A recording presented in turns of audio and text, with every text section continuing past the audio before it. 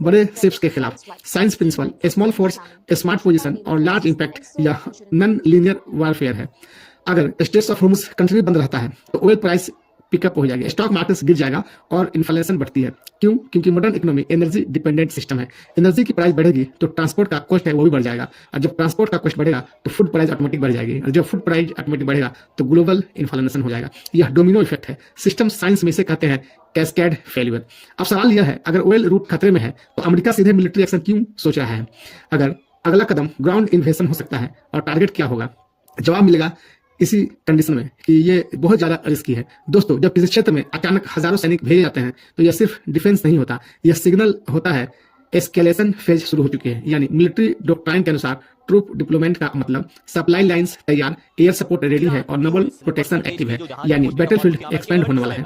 Modern Wars mostly air strike से लड़े जाते हैं, लेकिन ग्राउंड इन्वेजन सबसे कठिन होता है क्योंकि टेरियन रेजिस्टेंस है, अर्बन वॉरफेयर है, लॉजिस्टिक्स कम्प्लेक्सिटी है, और साइंस के एंगल से देखें तो वार लॉजिस्टिक फिजिक्स प्रॉब्लम पे चलता है। आर्मी को चाहिए गुड फूड और फ्यूल भी चाहिए, एम्यूनिशन भी चाहिए। हर सैनिक मूविंग एनर्जी कंज्यूमर है। सप्लाई चेन टूटे तो फेलिएशन बिल्कुल करीब है। स्ट्रेटेजिक एनालिसिस, जिस जगह की चर्चा हम करते हैं, खार्ग आइलैंड, यह ईरान का सबसे बड़ा ऑयल एक्सपोर्ट टर्मिनल है। लगभग ईरान का मेजोरिटी ऑयल एक्सपोर्ट यहीं से होता है। इसका मतलब है मिलिट्री टारगेट नहीं, इकोनॉमिक हार्ट है। दोस्तों, हर युद्ध दो स्तर पर लड़ा जाता है। विजिबल वार यानी मिसाइल्स, टैंक्स, सोल्जर्स ईटीसी ये इंक्लूड रहते हैं, इसमें शामिल होते हैं।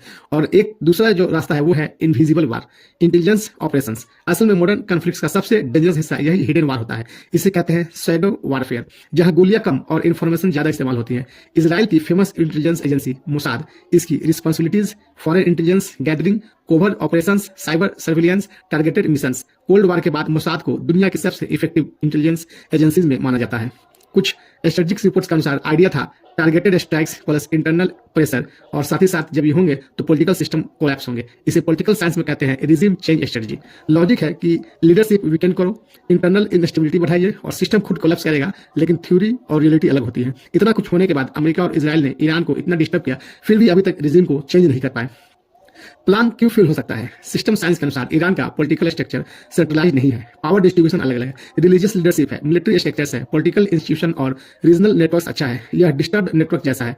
साइंस एंगल से अगर देखें तो इंटरनेट सर्वर मॉडल जो है वो ब्लॉक्ड है, ब्लॉक चेन का नेटवर्क है। एक नोड हटाने से पूरा सिस्टम बंद नहीं होता, इसलिए टारगेटेड प्रेशर हमेशा रिजिम चेंज नहीं लाता है।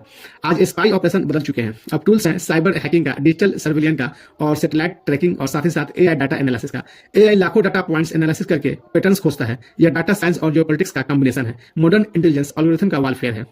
लेकिन अब कॉन्फ्लिक्ट और डेंजरस होने वाला है, क्योंकि अगला कदम साइकोलॉजिकल वारफेयर है। जब दुश्मनी की सेना से नहीं और उसके कमांडर से नहीं, बल्कि उस देश से और